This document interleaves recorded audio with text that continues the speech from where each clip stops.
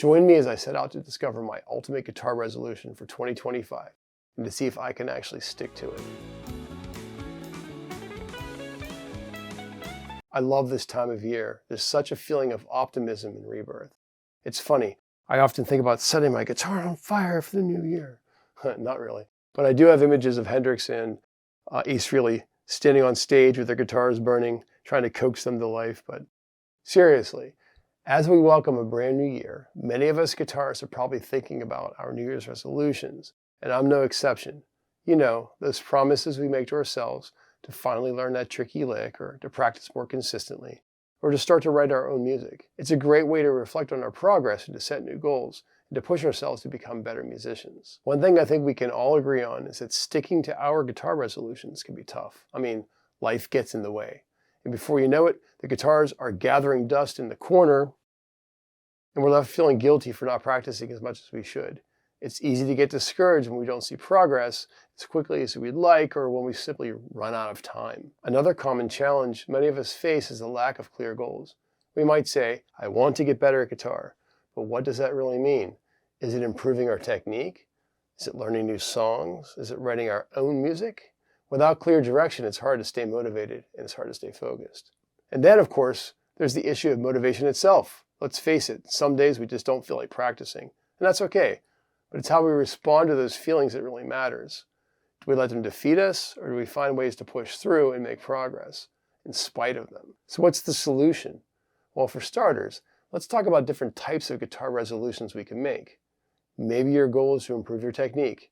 You want to master your picking technique, or develop your own sound.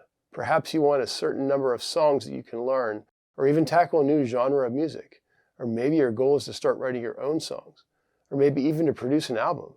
Whatever your goal is, the key is to approach it in a way that's both challenging but achievable. For example, if you want to improve your technique, set a specific goal like practicing a certain exercise for 10 minutes a day, 3 days a week.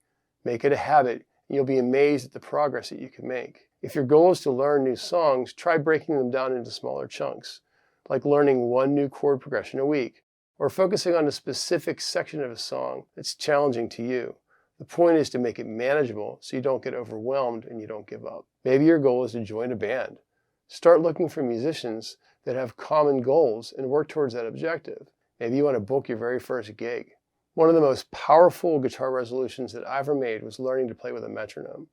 It was tough at first, but I got into the habit and it revolutionized my playing. That sense of accomplishment can be incredibly motivating, and it's what drove me to continue pushing myself as a guitarist. Looking back, I realized that making that resolution wasn't just about improving my technical skills, it was about building confidence and discipline that translated to other areas of my life as well. Another resolution one year was to record and produce and release my very first instrumental album.